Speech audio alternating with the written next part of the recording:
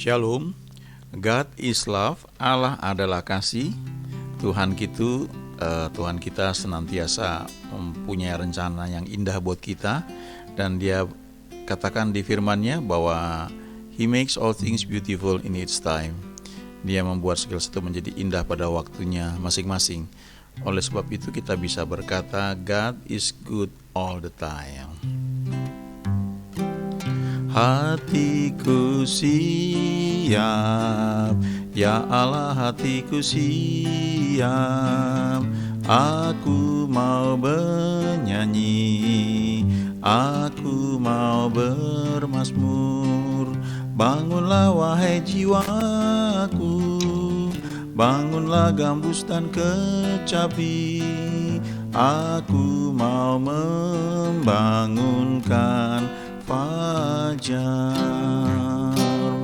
Hatiku siap, ya Allah, hatiku siap.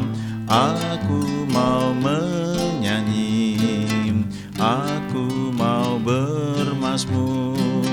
Bangunlah wahai jiwaku, bangunlah gambus dan kecapi. Aku mau membangunkan fajar. Hatiku siap, ya Allah, hatiku siap. Aku mau menyanyi, aku mau bermazmur. Bangunlah wahai jiwaku, bangunlah gambus dan kecapi. Aku mau membangunkan fajar. Bangunlah wahai jiwaku, bangunlah gambus dan kecapi. Aku mau membangunkan fajar.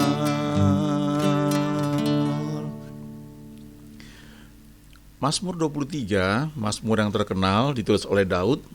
Di ayat 3 khususnya dikatakan, Ia menyegarkan jiwaku, Tuhan menyegarkan jiwaku. Lalu setelah Ia menyegarkan jiwaku, Daud berkata, Ia menuntun aku di jalan yang benar oleh karena namanya.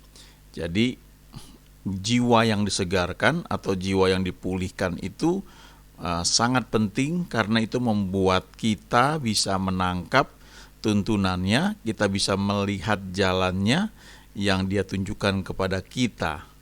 Nah, Alkitab kalau kita baca, jiwa itu bisa kelihatan ya, dipisah-pisah. Di situ ada pikiran, ada kehendak, dan ada perasaan atau emosi. Ada seorang hamba Tuhan yang juga seorang psikolog ya. Dia S3 dalam psikologi, tapi dia juga pendeta ya, hamba Tuhan. Dia bilang bahwa manusia itu secara umum lebih cenderung kepada makhluk yang emosional ya, dibanding makhluk yang memakai pikirannya ya. Jadi artinya secara keseluruhan ya, kalau Alkitab berkatakan manusia itu roh, jiwa, dan tubuh, tapi jiwa ini ya, kalau orang yang belum terima Tuhan Yesus, rohnya kan belum lahir baru ya. Jadi kehidupannya memang dikuasai oleh kehidupan jiwa semata-mata.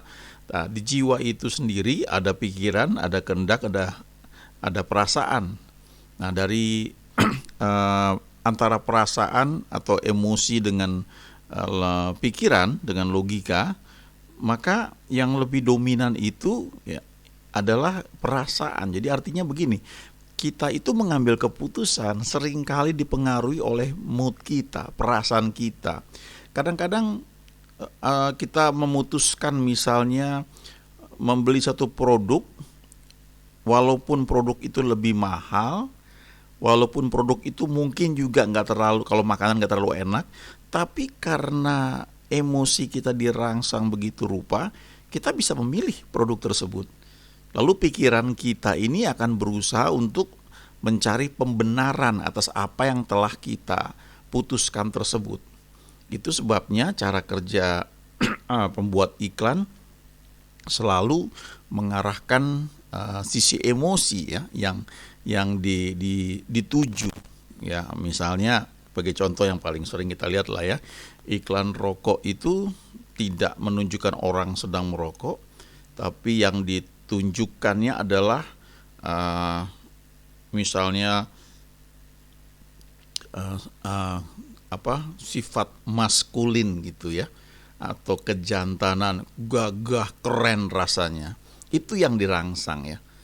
Lalu baru ditulis itu merek rokoknya. Jadi kalau ditunjukkan dengan logikanya, ya misalnya merokok itu berbahaya dan sebagainya, ya itu yang ditonjolkan, mempengaruhi pikiran ya, kena ke perasaan, ya mungkin orang akan berkurang ya dalam membeli rokok. Atau yang lain ya, contoh-contoh yang lain. Misalnya kalau seorang salesman, dia tahu ya, yang biasanya mudah dipengaruhi itu adalah dalam satu keluarga ya, kalau nggak ibu ya, maka anaknya. Jadi ketika satu keluarga datang ke satu toko misalnya, maka penjaga toko atau ya, sales counternya, yang ya orang yang salespersonnya yang ada di situ, dia akan lihat begitu keluarga tersebut, dan biasanya menyimpulkan anak itu mempengaruhi keputusan orang tuanya. Jadi anaknya ini yang dirangsang ya, emosinya ya, entah apa saja, sehingga anak itu melihat, oh ini bagus mah, ini aja, beli ini aja. Nah, sehingga akhirnya orang tuanya memutuskan beli produk tersebut. Jadi kesimpulannya, manusia itu menurut hamba Tuhan yang saya ceritakan tadi, lebih dipengaruhi oleh emosinya dalam mengambil keputusan. Nah, sementara emosi itu juga bisa diubah kalau kita mengubah cara berpikir kita ya, menata ulang cara berpikir kita. Misalnya beginilah, untuk sebagian orang kadang-kadang kalau dihina warna kulitnya, akan mudah tersinggung, marah ya. Karena tanpa sadar mungkin menilai, kulit saya tidak putih misalnya, jadi ada rasa minder. Jadi ketika orang mengejek dia, itu menyangkut warna kulit, dia akan tersinggung. Tapi kalau satu ketika dia mulai berubah, misalnya dia katakan pergi ke negeri barat, ke Amerika, di sana banyak orang-orang kulit putih justru ingin kulitnya hitam ya, atau terbakar gitu. Mereka suka berjemur, mereka mengagumi orang-orang yang kulitnya tidak seperti mereka yang putih ya. Nah, kalau orang-orang yang tadinya minder misalnya, lalu diubah cara berpikirnya, apalagi kalau dia kenal Tuhan dan dia tahu bahwa dia dikasihi Tuhan, bahwa dia unik dan dia spesial, maka kalau tadinya dia tersinggung ketika ada orang mengejek mungkin atau ngomong soal warna kulit, maka karena pikirannya berubah, sistem emosinya juga berubah. Dia tidak marah lagi ketika orang mungkin ngomong soal warna kulit. Jadi di sisi lain, emosi itu bisa diatur juga dengan cara berpikir kita.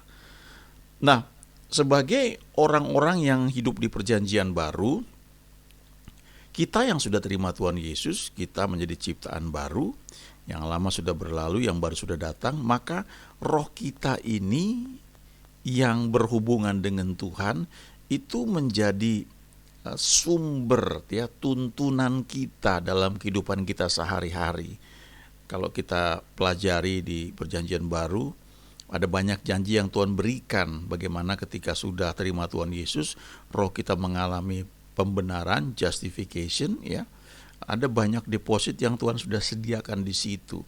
Bahkan kalau kita baca di surat Efesus dikatakan bahwa kita sudah diberkati dengan all spiritual blessings in heavenlies ya, atau in heavenly places.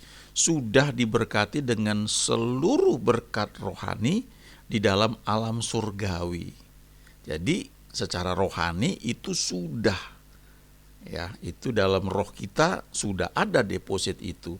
Bagaimana mengeluarkannya, itu proses kita mengalami pembaruan pikiran ya, jiwa kita, jiwa kita yang mengalami sanctification ya. Jiwa itu diajar untuk nurut, percaya pada firman Tuhan, sehingga nanti tidak hanya roh tapi jiwa kita bisa belajar nurut apa yang roh katakan. Dan Alkitab juga berkata waktu kita terima Tuhan Yesus, Roh Kudus itu ada di dalam kita ya. Jadi ini luar biasa sekali harta yang Tuhan berikan kepada kita. Tapi dari Daud kita bisa belajar bahwa dari sejak dulu dia sudah tahu bahwa untuk bisa menangkap tuntunan Tuhan dia perlu jiwa yang segar. Ya, dia perlu untuk jiwanya itu dipulihkan. Sehingga di ayat 4, ayat 5 dia bisa bilang, sekalipun aku berjalan dalam lembah kekelaman, ya, aku nggak takut, aku nggak mengeluh, aku nggak ngomel, aku nggak protes. Tapi aku sadar bahwa Tuhan beserta aku, dan ada gadanya, ada tongkatnya, itu menghibur aku. Lalu dia bisa bilang juga, Tuhan menyediakan hidangan bagiku di hadapan lawanku. Ya, Tuhan mengurapi kepalaku dengan minyak, pialaku penuh melimpah. Ini perkataan dari orang yang jiwanya sudah dipulihkan atau disegarkan. Nah, sekarang ada satu contoh di Perjanjian Lama ya, kisah mengenai Yakub ya. Ini bagus sekali.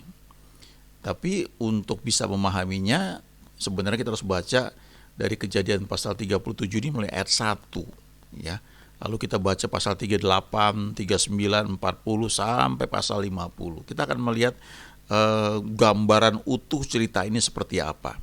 Tapi saya cuma tunjukkan beberapa ayat karena nggak akan cukup waktunya kalau dibaca semua.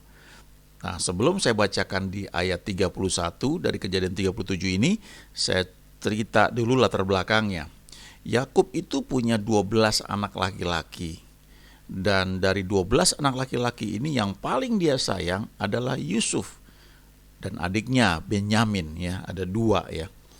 Nah, kenapa dia sayang sama Yusuf? Karena Yusuf ini lahir dari istri yang sangat dia cintai, yaitu Rahel. Yakub itu kerja 7 tahun untuk mendapat Rahel. Tapi ketika sudah genap ya, kalau kita pelajari nggak harus 7 tahun memang, tapi ada down payment istilahnya. Ada hari-hari tertentu yang sudah Yakub jalani sehingga dia boleh menikah dengan Rahel seperti yang dijanjikan oleh mertuanya ya, pamannya. Ternyata begitu acara pernikahan, besoknya dia baru sadar yang dikasih itu bukan Rahel tapi Lea. Nah, ketika dia menanyakan itu, maka mertuanya bilang, kerja lagi tambah 7 tahun, nanti kamu dapat juga Rahel. Jadi Yakub sepakat kerja 14 tahun, lalu dia menikah juga dengan Rahel. Nah, Alkitab berkata bahwa Yakub itu memang mengasihi atau mencintai Rahel, bukan Lea. Ya, jadi kalau kita baca ya, kakak adik ini, Lea dan Rahel ini jadi perlombaan ya untuk merebut kasih atau cinta dari Yakub. Lea punya anak banyak tapi Rahel tidak punya anak, dia mandul. Belakangan baru dia melahirkan anak namanya Yusuf, dan kemudian dia melahirkan anaknya lagi namanya Benyamin. Cuma waktu dia melahirkan Benyamin dia meninggal. Jadi Yakub ini sayang sekali sama Yusuf dan Benyamin oleh karena ini adalah anak dari istri yang dia cintai. Lalu karena Yakub sayang sama Yusuf, abang-abang Yusuf cemburu, marah ya, iri. Dan ini satu contoh yang gak bagus sebenarnya ya. Kalau kita sebagai orang tua, kita gak boleh pilih kasih. Tentu masing-masing anak itu ada keunikan, tapi kita perlu yakinkan bahwa kita mengasihi mereka masing-masing ya. Walaupun mereka itu berbeda dalam banyak hal, tapi kasih kita kepada mereka itu sama. Nah, kemudian satu ketika Yusuf disuruh oleh Yakub untuk mengunjungi abang-abangnya, dan ketika Yusuf datang, abang-abangnya lihat, abang-abangnya bilang, ayo kita tangkap dia. Karena sebelumnya Yusuf itu cerita, dia bermimpi, dia lihat matahari, bulan ya sujud menyembah dia, bintang-bintang menyembah dia, dan artinya tuh mimpinya itu menunjukkan bahwa dia akan jadi penguasa dan abang-abangnya juga orang tuanya akan datang untuk menyembah dia. Nah, waktu Yusuf ceritakan mimpi itu, abang-abangnya marah, ya cemburu. Jadi ketika saatnya tiba, Yusuf sendirian mengunjungi abang-abangnya, lalu abang-abangnya ini bilang, ayo kita tangkap, lalu kita bunuh orang ini dan kita lihat mimpinya seperti apa nantinya. Nah, kemudian pada akhirnya kalau singkat cerita, Yusuf ini dijual sebagai budak dan dia kerja di Mesir di rumah Potifar. Lalu abang-abangnya ini cari cara bagaimana kasih tahu kepada Yakub ayah mereka bahwa Yusuf itu diterkam binatang buas, ya. Mereka nggak kasih tahu bahwa Yusuf itu dijual. Itu latar belakangnya. Sekarang kita baca ayat 31 ya, dari Kejadian 37 ini. Kemudian mereka mengambil jubah Yusuf dan menyembelih seekor kambing, lalu mencelupkan jubah itu ke dalam darahnya. Jubah maha indah itu mereka suruh antarkan kepada ayah mereka dengan pesan, ini kami dapati, silakanlah Bapak periksa apakah jubah ini milik anak Bapak atau tidak. Nah, perhatikan ayat 33 ya. Ketika Yakub memeriksa jubah itu, ia berkata, ini jubah anakku, binatang buas telah memakannya, tentulah Yusuf telah diterkam. Ya, ini kesimpulan Yakub. Padahal faktanya nggak seperti itu. Dia nggak tahu. Tapi dia mengambil kesimpulan, ini jubah penuh darah, dia nggak periksa lagi darahnya darah apa, mungkin juga waktu itu juga nggak bisa diperiksa kayak begitu. Dia mengambil kesimpulan, binatang buas telah memakannya, tentulah Yusuf telah diterkam. Lalu ayat 34, dan Yakub mengoyakkan jubahnya, lalu mengenakan kain kabung pada pinggangnya, dan berkabunglah ia berhari-hari lamanya karena anaknya itu. Dia nggak tahu bahwa sebenarnya Yusuf dijual, tidak mati. Tapi dia mengambil kesimpulan seperti yang dirancangkan oleh anak-anaknya, bahwa Yusuf ini diterkam binatang buas dan sudah mati. Lalu ayat 35, sekalian anaknya laki-laki dan perempuan berusaha menghiburkan dia, tetapi ia menolak dihiburkan. Ini keputusan dia. Dia tidak mau dihiburkan. Dia menganggap anak yang dia sayangi itu sudah mati, lalu dia menolak dihiburkan, lalu dia bilang begini, tidak, aku akan berkabung sampai aku turun mendapatkan anakku ke dalam dunia orang mati. Demikianlah Yusuf ditangisi oleh ayahnya. Padahal di ayat 36, Yusuf itu dijual orang Midian ke Mesir kepada Potifar, seorang pegawai istana Firaun, kepala pengawal raja. Di sini kita bisa belajar ya, bahwa ketika ada suatu kejadian, kita bisa mengambil kesimpulan atas kejadian tersebut. Mungkin infonya nggak lengkap, kita sendiri yang mengarang cerita, menganggap bahwa oh ternyata seperti ini, kesimpulan seperti ini, padahal belum tentu seperti itu. Ya. Dan ketika kita mengambil kesimpulan yang salah, itu pengaruhnya bisa ke emosi di dalam jiwa kita. Nah, kasusnya Yakub, dia memutuskan dia tidak mau dihiburkan, dia memutuskan untuk bersedih. Nah, kalau kita terus pelajari lebih jauh lagi, ya, pasal demi pasal, pada akhirnya kalau kita lihat kakak-kakaknya Yusuf atau abang-abangnya Yusuf itu pergi ke Mesir. Karena dikatakan ada kelaparan di seluruh dunia, tapi di Mesir ada makanan. Karena Yusuf waktu itu sudah jadi Perdana Menteri. Dan dia mengatur segalanya begitu rupa sehingga Mesir itu makmur. Orang-orang datang dari mana-mana untuk beli gandum, beli makanan di Mesir. Dan kemudian abang-abang Yusuf ini datang, ya, 2 kali datang, dan mereka mau beli gandum. Lalu ya singkat cerita, akhirnya Yusuf memperkenalkan diri kepada abang-abangnya bahwa dia adalah Yusuf yang mereka jual waktu itu. Nah, lalu Yusuf mengirimkan pesan kepada abang-abangnya untuk jemput Yakub untuk pindah ke Mesir. Karena Yusuf bilang masih ada 5 tahun lagi ya kelaparan ya. Dan Yusuf bilang, tinggal di Mesir, aku yang jamin semua kehidupan kalian. Ketika abang-abangnya ini mau menjemput Yakub, ayat 26, ya, saya bacakan dari Kejadian 45 ayat 26. Mereka menceritakan kepada Yakub, Yusuf masih hidup, Bahkan dialah yang menjadi kuasa atas seluruh tanah Mesir. Tetapi hati Yakub tetap dingin sebab ia tidak dapat mempercayai mereka. Nah, ini lagi ya soal keputusan. Dan hati Yakub tetap dingin karena ya dia hidup dalam kesedihan terus, dia nggak mau dihiburkan, dan dia nggak bisa percaya anak-anaknya sendiri ya, kakak-kakaknya Yusuf. Lalu ayat 27, tetapi ketika mereka menyampaikan kepadanya segala perkataan yang diucapkan Yusuf, dan ketika dilihatnya kereta yang dikirim oleh Yusuf untuk menjemputnya, maka bangkitlah kembali semangat Yakub, ayah mereka itu.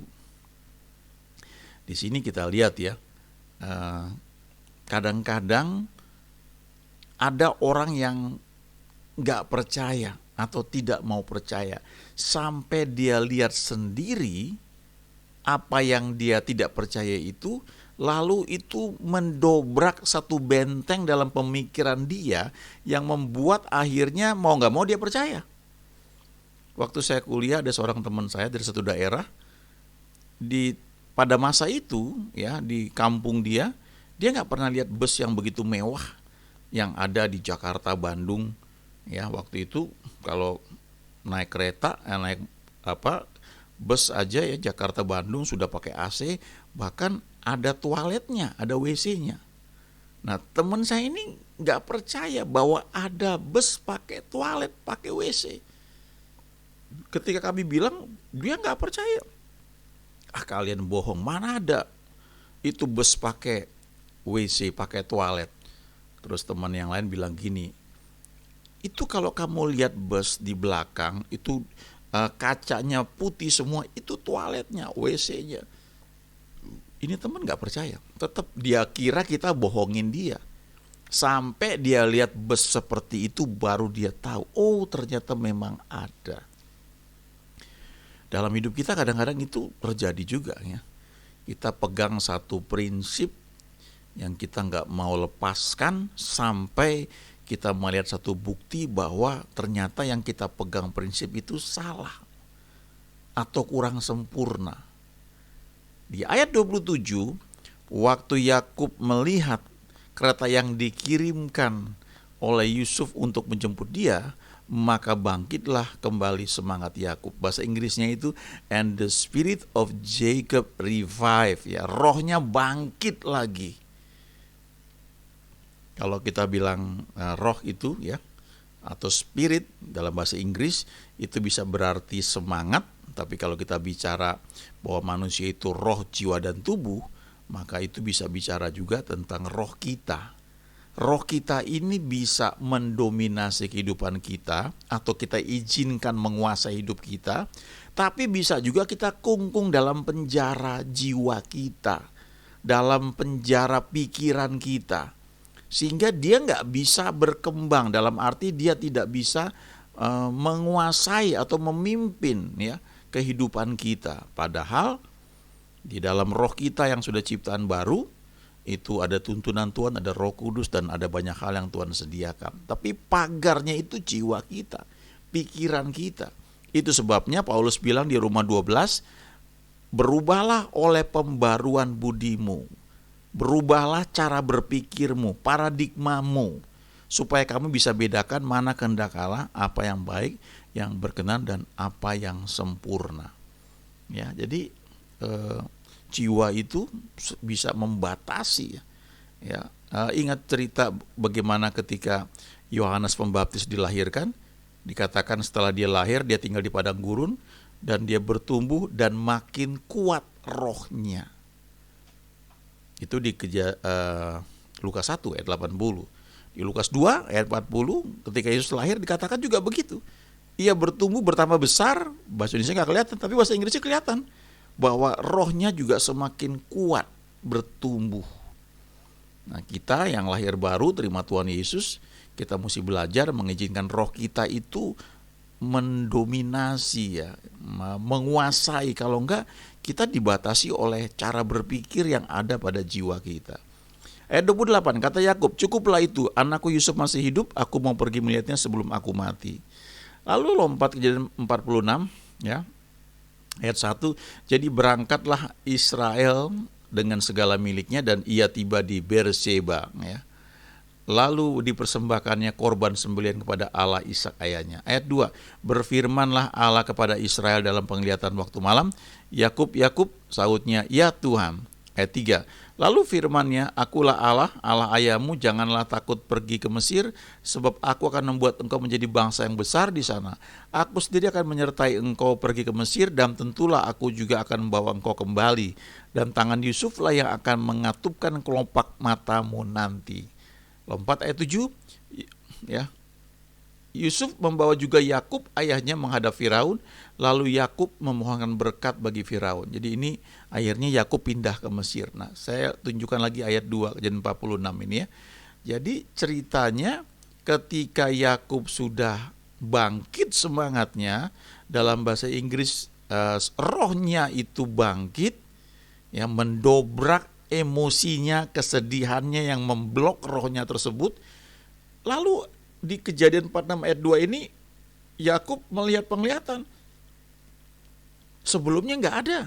Dan kalau kita hitung ini waktunya 22 tahun. Dari sejak Yusuf itu dapat mimpi umur 17, kemudian Yusuf menjadi Perdana Menteri jadi umur 30, jadi ada 13 tahun, lalu ada 7 tahun kelimpahan ya. Setelah itu ada 2 tahun kelaparan, jadi total 22 tahun. Selama 22 tahun Yakub itu memutuskan untuk tidak mau dihiburkan, untuk hidup dalam kesedihan, sehingga tidak ada firman Tuhan, nggak pernah dapat penglihatan. Sampai akhirnya ketika dia memutuskan mau percaya bahwa Yusuf masih hidup, karena dia melihat bahwa ada kereta yang dikirim oleh Yusuf untuk menjemput dia, dia bangkit semangatnya, rohnya bangkit kembali, lalu akhirnya mulai mendapat vision, penglihatan, Tuhan berbicara dan sebagainya. Dalam hidup kita ya, jiwa itu bisa membelenggu roh kita, bisa karena emosi kita, karena kesedihan ya. Ada orang yang bersedih karena pasangannya mungkin meninggal ya, dan itu kayak spirit membelenggu ya, dia nggak bisa bergerak lebih jauh lagi, sampai akhirnya didoakan spirit of heaviness-nya itu dicabut ya, roh kedukanya dicabut, lalu orang ini bisa bersuka cita ya. Itu di jiwa. Sangat penting ya kita belajar untuk mengizinkan jiwa kita ini dipulihkan, disegarkan, supaya roh kita ini yang sudah lahir baru bisa menyalurkan apa yang dia dapat dari Tuhan. Nah, saya mau tunjukkan lagi Kejadian 47 nih ya, ayat 7. Ini saatnya Yakub menghadap Firaun. Nah, bayangkanlah Firaun itu adalah penguasa di Mesir. Mesir pada masa itu negara yang luar biasa, negeri yang hebat. Barangkali itu mungkin seperti Amerika ya beberapa tahun yang lalu. Kalau sekarang kan boleh dibilang kemajuan itu merata ya di banyak tempat. Bukan hanya di Amerika ya, tapi memang beberapa tahun yang lalu Amerika dikenal sebagai salah satu negara superpower ya. Jadi, nah bayangkanlah presidennya gitu, kan paling top istilahnya. Nah, Yakub datang ke Firaun itu sama kurang lebih seperti dia datang bertemu dengan presiden Amerika ya. Bukan Amerika yang sekarang ya, ini cerita yang sebelum-sebelumnya yang terkenal betul sebagai negara superpower. Dikatakan Yakub memohon berkat bagi Firaun. Bahasa Inggrisnya Yakub memberkati Firaun. Ketika jiwanya dipulihkan, rohnya sudah bisa menangkap tuntunan Tuhan, ada vision, penglihatan sebagainya, maka Yakub tercatat di Alkitab 2 kali dia memberkati Firaun. Di ayat 7 dan ayat 10. Yang menarik lagi adalah ketika Firaun bertanya kepada Yakub, berapa tahun umurmu? Di ayat 9 Yakub bilang, tahun-tahun pengembaraanku sebagai orang asing berjumlah 130 tahun. Tahun-tahun hidupku itu sedikit saja dan buruk adanya, tidak mencapai umur nenek moyangku yakni jumlah tahun mereka mengembara sebagai orang asing. Yakub mau bilang bahwa saya berusia 130 tahun, tapi banyak hal buruk yang saya alami. Ya, sebagian tuh karena dia memang nipu abangnya Esau, ya, dan dengan mertuanya ya main apa? Main adu kecerdikan gitu ya. Dan kenapa dia bisa mengalami seperti itu ya? Salah satunya adalah karena dia membiarkan jiwanya membelenggu ya kehidupannya. Dia nggak mau dihiburkan. Lalu kalau kita baca di Alkitab, kita akan melihat bahwa Yakub itu 17 tahun di Mesir. 130 dia sampai di Mesir, dia meninggal 147. Jadi cuma 17 tahun. Bandingkan dengan Yusuf anaknya. Yusuf umur 30 sudah jadi Perdana Menteri di Mesir. Ya, ada mengalami pembentukan. Lalu dia meninggal umur 110 tahun. 80 tahun dia menikmati hidup yang luar biasa di Mesir. Ketika dia punya anak, dia kasih nama anaknya yang menyatakan bahwa dia sudah lupa semua kesusahan yang pernah dia alami. Ya, Yusuf bukan yang gak kangen sama orang tuanya ya, tapi ada banyak hal yang membuat dia ya akhirnya pantas menjadi seorang pemimpin, dia bisa menguasai diri dan sebagainya. Ini pelajaran yang penting buat kita ya. Mungkin kita sudah penuh Roh Kudus, bahkan barangkali kita melayani, kita aktif, tapi bagaimana dengan jiwa kita? Ya, adakah orang-orang yang mungkin di masa lalu mengecewakan kita? Kita nggak bisa mengampuni, ya. Kita tetap memenjarakan orang itu dalam pikiran kita, bahwa dia bersalah, dia telah berbuat hal gak benar buat saya. Tapi sebenarnya itu membuat kita yang terpenjara. Ya, mungkin ada banyak suara Tuhan yang mestinya bisa kita tangkap, tapi karena jiwa kita membelenggu kita gak bisa tangkap itu. Ya, ada banyak contoh ya. Kadang-kadang kalau saya baca di Alkitab, buku-buku juga ya, saya lihat orang-orang yang Tuhan pakai ya. Ada orang yang dipakai Tuhan luar biasa, mujizatnya juga real, jadi nyata. Kalau dia berdoa juga luar biasa. Tapi di sisi lain kehidupan jiwanya mungkin tidak seperti yang seharusnya. Sehingga ada hal-hal yang mestinya dia bisa nikmati, dia gak bisa nikmati. Karena jiwanya membelenggu kehidupan rohaninya. Itu bisa karena masa lalu ya, dia nggak mau mengampuni, atau dia berpikir negatif terus ya, hidup dalam ketakutan, atau mungkin seperti Abraham ya, pakai ide baik, itu juga kehidupan jiwa. Tapi bedanya Abraham itu pakai logikanya yang diberikan oleh istrinya Sarah untuk kawin dengan Hagar, dan kemudian lahirlah Ismail. Dan selanjutnya tidak ada firman Tuhan ya selama 13 tahun sampai Abraham berumur 99 tahun. Nah, poin yang ingin disampaikan adalah kita harus seperti Daud senantiasa mengizinkan jiwa kita ini disegarkan, dipulihkan, supaya kita bisa menangkap suara Tuhan. Ada seorang hamba Tuhan ya, banyak di YouTube kita bisa lihat, namanya Joyce Meyer.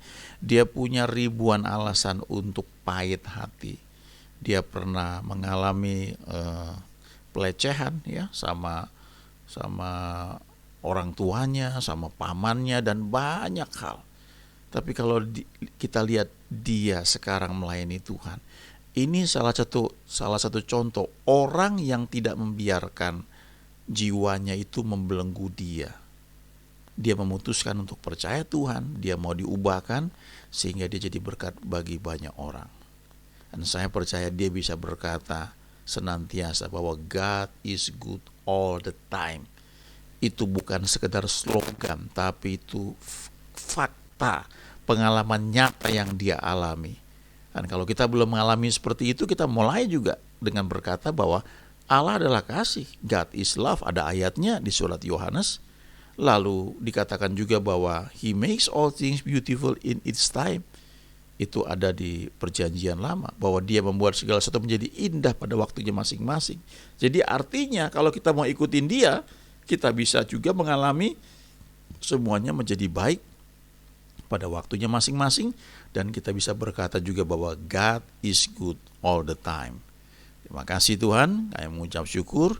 Dalam nama Yesus kami sudah berdoa. Haleluya. Amin.